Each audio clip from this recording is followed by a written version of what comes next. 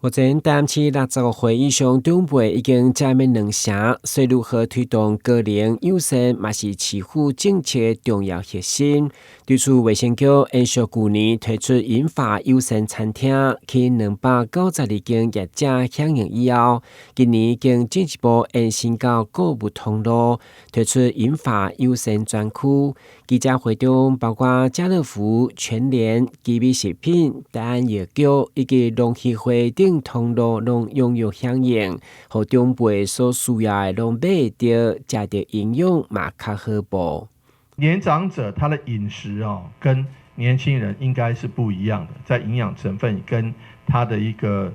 比较好咀嚼的这个部分应该不一样。就如同我们针对孩子小朋友刚出生者3个月有3个月的专用的奶粉，5个6个月有6个月的专用奶粉，1岁有1岁的专用奶粉，所以都不一样的了所以我们今天特别提供